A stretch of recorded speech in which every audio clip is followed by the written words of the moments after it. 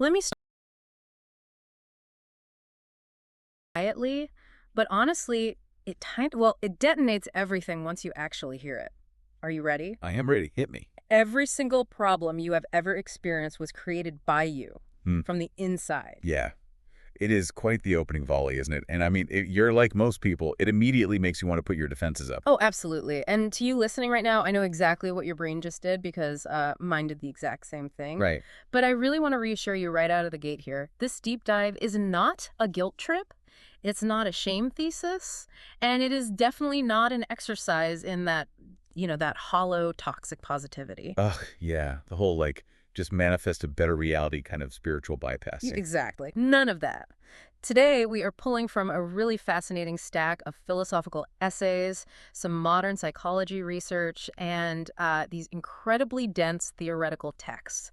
And the mission of this deep dive is to explore a concept called radical inner causation. Which is just a profound structural framework. Because, I mean, if you truly take that premise seriously, that no external agent is the originating cause of your suffering.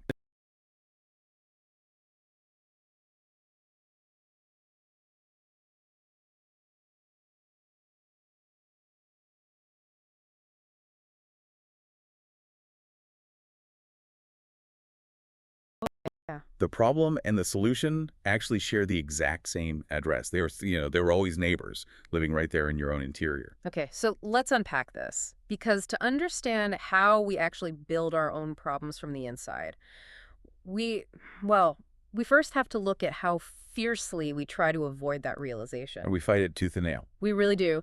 Looking through the research, it becomes glaringly obvious that we spend massive amounts of energy trying to blame the outside world. Right, because the architecture of the human mind has these deeply ingrained, almost automatic methods for offloading the origin of a problem onto territory it simply doesn't control. And the philosophical texts we looked at, they refer to these as the four refusals. There are essentially four distinct ways we refuse to look inward. They operate basically like defense mechanisms. Okay, so let's ground this for the listener, because the first refusal is probably the most common human experience on the planet. It's called external blame. Yeah, the classic finger pointing. Exactly. This is where we point the finger directly at another person. You get cut off in traffic or, a partner forgets an anniversary, and instantly the problem is them. It's Yeah. their malice, their failure, their inadequacy. And honestly, it feels incredibly satisfying in the moment. Like the problem is safely contained over there in someone else. It does feel satisfying, temporarily. But what's fascinating here is the hidden secondary consequence of that blame. Like, let's look at the mechanics of it. Yeah. By locating the problem entirely in someone else, you inherently make the resolution contingent on them. Oh, right. Because they hold the keys now. Exactly. For you to feel better, they have to change. They have Yep. to apologize or, like, realize they were wrong. And as long as they don't do that, your problem persists. Yeah. So by blaming them, you have effectively and correctly identified yourself as completely powerless. You've put yourself endlessly in the waiting room for someone else to act. That is, man, it's a terrible place to be. It really is. But what happens when there's no single villain to point a finger at? That brings us to the mind's clever pivot, which is the second refusal, external relations. Right. We don't necessarily blame a specific person, but we blame the dynamic. We blame the timing, the proximity, or the compatibility. We tell ourselves, like, if only the structure of this relationship were different, or if we had met 5 years later, I wouldn't be suffering. Exactly. It's a slightly more sophisticated deflection. It creates this illusion that the inner friction you're experiencing is just the logical, unavoidable product of an outer arrangement. Yeah. It's the belief that if you just change the room, you change the emotional baggage you carry inside it. But if we connect this to the bigger picture, you're still externalizing the cause. You're just blaming the configuration instead of a specific actor. So the power to fix it is still outside of you, Bingo. which leads right into the third refusal. And I have to admit, this one hit incredibly close to home for me when I was reading through the source material. Oh, yeah. Yeah, it's called external compensation. And this is viewing a problem fundamentally as a deficit, like a lack of love, a lack of security, a lack of validation. For me, it was always a lack of focus. Oh, I think a lot of people can relate to that. Right. I mean, I can't tell you how many times I convinced myself that buying a new, like, $4.99 productivity app was going to magically fix my internal The procrastination. Magic app. Always the magic app. I treated my lack of discipline as a deficit that a software download could patch. I was looking outward to fill an inward gap. That is the perfect example of this. And we do it with everything, don't we? It frames your inner life as this vessel with holes in it, and the external world as the only available supply of filler. Yeah, exactly. Whether it's a productivity app or a promotion or a romantic partner, it keeps you endlessly acquiring. You are constantly trying to patch an internal structural leak with external resources. And as you know, it never holds for long. Never. The app works for 2 days, and then I'm right back to Yeah, procrastinating. you're right. And finally, when all else fails, we arrive at the fourth refusal, which is external necessitation. And this is the big one. It's the belief that external pressures or systems inevitably force internal suffering. Right. Philosophically, this is perhaps the most entrenched refusal of all. It's the idea that the sheer physics of reality, like its constraints, its economic systems, its societal rules, make certain forms of suffering inevitable. It's just baked into the cake. Exactly. It says the machine generates the suffering, and you are just the passive, helpless product of the machine. You know, reading through these four refusals, trying to picture how they work together, I kept coming back to this analogy. It's like, okay, it's like holding a leaky bucket. Okay, I like this. Right. So we blame the person who poured the water into it. That's external blame. We blame the shape of the puddle forming on the floor. That's external relations. We try to go out and buy a hose to pump more water in. That's compensation. Or we just throw our hands up and blame the absolute physics of water itself, necessitation. That is brilliant. And we expend all this exhausting energy to avoid just looking down and acknowledging the holes we drilled in our own bucket. That is a fantastic way to visualize it. All four of those refusals Yeah. share one foundational architecture. Cause is located outside. The interior is viewed as purely reactive. But if we accept the premise of radical intercausation, we have to flip that entire paradigm on its head. Right. The interior isn't reactive, it is generative. And here's where it gets really interesting. Because if the interior is generative, what does this all mean when something bad actually happens? Like, let's be real. The external world isn't just rainbows and sunshine. Things happen. People get fired, cars break down, sickness occurs. Right. Which leads us to a crucial distinction the research makes between an event and a problem. This is a vital distinction, and we need to be very precise here. The claim being made across these texts is absolutely not that external events don't occur. Bodies break down, systems cause harm, people act maliciously. Right. The framework acknowledges this material reality. Yes, but it argues that the problem, which it explicitly defines as the structured experience of suffering, stuckness, or obstruction, is assembled by your interior in response to the event. Okay, wait. The event is just raw data delivered to your doorstep. The problem is what you assemble in your living room. I love that. So, okay, two people can encounter the exact same difficult external event. Let's say they both get a mildly critical email from their boss on a Tuesday morning. Classic scenario. One person reads it, makes a note to fix the issue, and goes to lunch. The other person spirals into a 3-day anxiety attack, convinced they are a total failure and about to be fired. The event is identical. The problem is vastly different. Exactly. And the texts point out this isn't random. It comes down to what they call the topology of inner causation, the specific invisible architectures of our interior life. Let's actually look at how the interior builds these problems step by step. Yeah. One of the primary architectures discussed in the psychology literature is what we can call unexamined agreements. Unexamined agreements. Right. These are invisible laws, usually formed in childhood under conditions where you had very limited agency. Because a child needs a predictable world to feel safe, they make these subconscious deals with reality. Right, like an agreement that says, I must always be useful to be valuable, or if things are too easy, it must be a trap. And the insidious thing is, we carry these into adulthood completely unaware of them. So you have a perfectly healthy, easy romantic relationship, but because it violates your invisible childhood rule that love must be a struggle, you start picking fights, you sabotage it. Yep. Reality violated your secret agreement. And suddenly, boom, a problem is born. But the problem isn't the relationship. The problem is the obsolete rule. Precisely. And closely related to that is another architecture, identity maintenance. Mm. This creates immense friction whenever reality diverges from your ego's rigidly defined self-image. Ah, the ego. Always the ego. Think back to that example of the boss's email. If your identity is heavily invested in being flawless or the one who never makes mistakes, a very normal human error doesn't just remain an error. It becomes an existential threat. Yeah, because it contradicts the story you tell yourself about who you are. Mm. So your interior turns a minor critique into a catastrophic problem just to defend the ego. You're literally protecting your identity at the cost of your own peace. Exactly.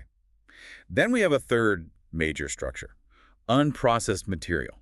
These are unmetabolized past wounds that act as a distorted lens for the present moment. A situation happens today that vaguely resembles an old wound and it activates all that unresolved emotional charge.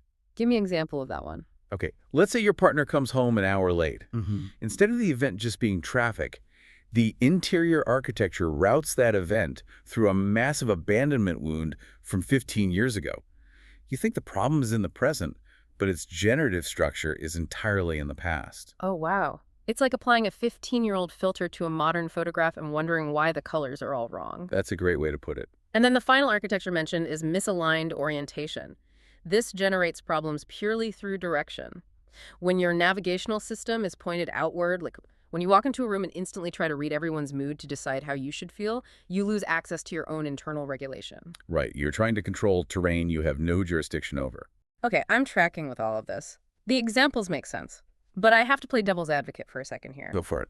Because looking at some of these philosophical texts, they talk about this concept of contraction. They define it as the mind refusing to allow reality to be as it is. It closes around an experience and says, this should not be, but surely I'm allowed to want things. Of course. Like, let's say it's my wedding day and I really want it to be sunny. If it pours rain, I'm allowed to be annoyed. Is my disappointment a contraction? Am I generating a massive internal problem just by having a normal preference? This raises a really important question, and it's where a lot of people trip up on this philosophy. Mhm. The distinction we have to draw here is the difference between a preference and a rigid demand. Okay. A preference is entirely fluid. You prefer sunshine on your wedding day, it rains, you feel a genuine moment of disappointment. But then what happens? You grab a cool umbrella, you take some dramatic photos, and you still experience the joy of the day. Reality moved, and you moved with it. You felt the disappointment, but you didn't get stuck in it. Right. Contraction, on the other hand, is a rigid, unyielding demand that reality must comply with your wishes.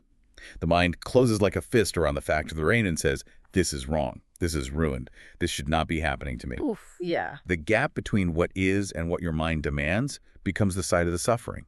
The contraction isn't caused by the rain. The contraction is the rigid, brittle shape your interior assumes in relation to the rain. If you remove the demand, the rain is just weather. That makes so much sense. It's the rigidity that hurts, not the weather. The suffering is in the demand. Exactly. Now, taking this level of total internal ownership naturally raises a massive red flag. I mean, we have to talk about the obvious objection here. I know if I'm listening to this right about now, I'm thinking, hold on a second. We've talked about traffic and rain and emails. What about genuine severe harm? Right. This brings us to the absolute elephant in the room regarding the source material. It is the most common, and arguably the most important, objection to this entire framework. What about violence? What about systemic oppression? What about severe abuse? Is a victim really the creator of their own problem? And we need to be very clear here. We are impartially reporting the stance found in these psychological and philosophical texts. The framework absolutely does not claim that external events are benign. Not at all. It does not argue that structural violence doesn't have brutal material consequences. It's not taking a political stance or denying the reality of systemic issues. No one is saying a victim of abuse manifested their abuse. No. What the literature does is break down the precise technical difference between responsibility and causation. Okay, unpack that. Here is the argument. The framework claimed that the form the suffering takes over the long term, its duration, its depth, and how it organizes an entire life around itself decades later, is shaped internally. Oh, I see. Two people can survive the exact same horrific harm, but they will carry different wounds into their future. Not because one suffered more or the event was different, but because the internal architectures through which that harm moved and settled were different. I want to highlight a quote from one of the source essays that I think synthesizes this beautifully. It says, "They were innocent, before the work began. That's a powerful line. I really want you, the listener, to hear that. For anyone who has experienced abuse or trauma, radical inner causation is offered as a tool to dissolve long-term suffering. It is absolutely not a moral obligation to retroactively excuse someone else's harmful actions. That is the crux of it. Responsibility and causation can coexist, but they are not the same word. An abuser or a corrupt system bears total, unequivocal responsibility for their actions. Period. Period. But those actions are not the originating cause of the internal structure that persists in you 20 years later. You do not have to forgive or excuse the harm to take sovereign control over how your interior metabolizes the residue of that harm. It's entirely about giving you the power back. Which brings us to the most practical part of our deep dive: disassembly. Yes, the best part. If we are the ones who assembled these intricate problems in our interior, how do we take them apart? And the research is remarkably consistent on one point here. It is not done through force. No, applying force to an internal contraction just creates a secondary contraction. You can't violently suppress these structures. Right, like trying to muscle your way out of a Chinese finger trap. Exactly. If you try to aggressively crush an unexamined agreement, the suppressed material just becomes denser and more explosive. The method of dissolution across all these texts is simply recognition. Just seeing it. But what does that actually mean in practice? It sounds almost, I don't know, too passive. It's not passive. It's a profound physiological and psychological shift. Seeing it clearly means stepping back from the content of the problem and observing the structure. When you finally see the architecture of your childhood agreement, when you catch yourself mid-sabotage and realize, oh, I'm just playing out a rule that says I don't deserve this, the problem loses its grip. Just stop feeding it. Right. You simply stop investing energetic maintenance into keeping it alive. A contraction releases when it is met with awareness instead of being fought. Your identity loosens when you realize you can actually exist without the story you've been frantically protecting. So if you're listening and you want to put this into practice today, there are a couple of massive, very tangible shifts that happen in your daily life. The first one is what the literature calls the end of waiting. I love this concept. Me too. Because if you no longer believe the external world is the root of your ongoing suffering, you no longer have to wait for an apology to heal. Exactly. You don't have to wait for the economy to change or your partner to read your mind for your conditions to improve. The work is available right now, inside you. As the text says, this isn't impatience, it's sovereignty. And alongside that sovereignty, your judgment of others naturally softens. When you recognize that other people cannot be the keepers of your peace, a very clean, quiet form of freedom emerges. Yeah, that makes sense. You realize that the person who cut you off in traffic or the colleague who sent a snippy email, they are just operating through their own unexamined internal structures. Right. It doesn't mean you tolerate bad behavior, but the bitter, resentment-fueled need for them to change so you can be okay, that dissolves. I absolutely love how one of the psychologists framed this. They called it using complaint as diagnostic. Yes. This is a tool you can use this afternoon. Next time you find yourself bitterly complaining or blaming someone else, stop. Treat that blame like a check engine light on your car's dashboard. Exactly. It's a signal. Right. It's not telling you about the road outside. It's pointing directly to an internal structure inside you that requires the other person to act perfectly just so you can stay undisturbed. The blame is just a symptom. The actual content of what you are complaining about is pure, uncut information about your own interior demands. It shows you exactly where your rigidity lives. So what does this all mean? Let's bring this all together. The ultimate takeaway from this deep dive is a fundamental shift in how you view your own identity. You are not a passive recipient of a world that just happens to you. Right. You are a generative, sovereign presence in your own interior domain. Problems are not delivered to your doorstep in a neat little package. They are assembled in your living room using the blueprints of your past.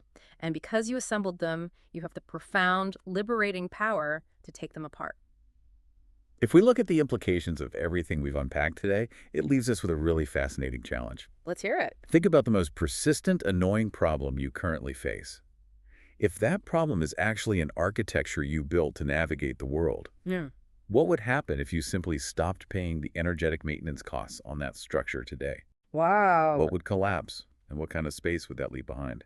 That is a brilliant, slightly terrifying, but ultimately liberating question to leave you with. If you stop patching the holes in the bucket and just set the bucket down entirely, what happens next? Thank you so much for joining us on this deep dive. Take some time this week to examine your own interior architectures, look for those unexamined agreements operating behind the scenes, and we will see you next time.